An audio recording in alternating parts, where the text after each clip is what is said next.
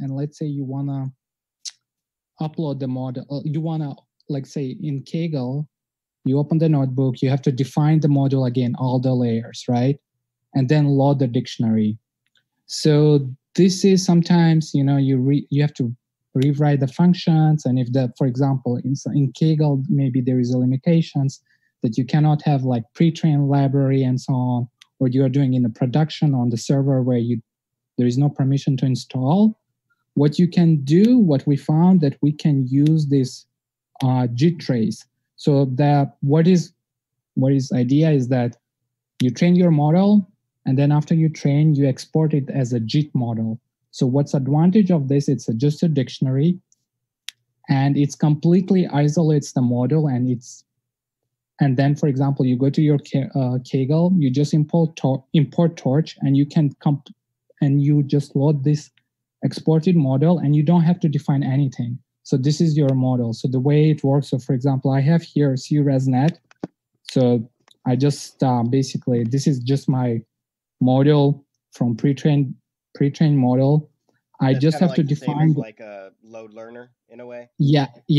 So you either you can accept learner.module, for example. It's basically the same. The only thing which I have to define for JIT in order so the tracing will work, I just have to tell it what input my model accepts. So in this case, for this Bengali competition, it was like 136 by 237. And then what you do, you say JIT safe, you define your model, which is here, for example, in my case, CResNet. And then I just give it dummy input and the name. I'm going to slightly interject you just for a moment, because I just realized something. You could bring this into the library.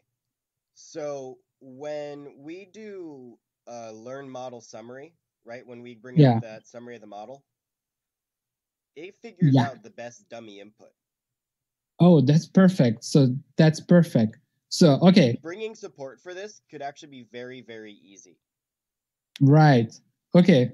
Good point. I didn't know about this, but this is, so basically what I did So, okay. So now I'm tracing the model, and it will save this file called eagerc-0pt.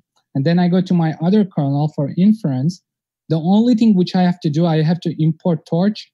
And then what I have to do, I have to just load this model. Okay, so it will return the model, and then you just need any standard data loaders, and you are good to go to inference. You just need basically 2 lines of script.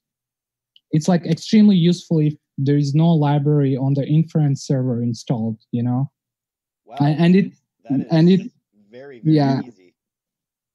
Yeah, so basically what I did, we train our model locally. We just define on one kernel whatever we wanted. And then because everybody trained model differently, we export everything to JIT.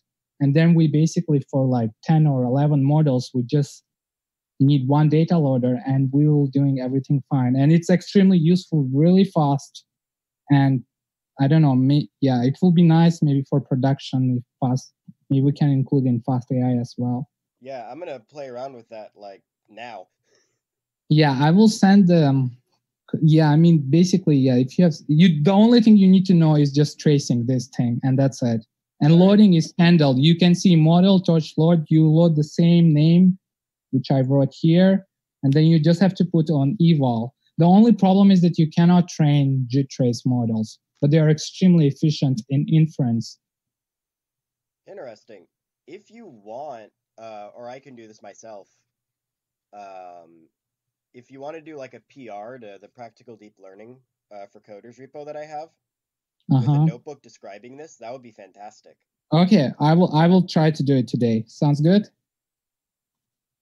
Sounds perfect. Thank you very much. That is awesome. Yeah. Thank you.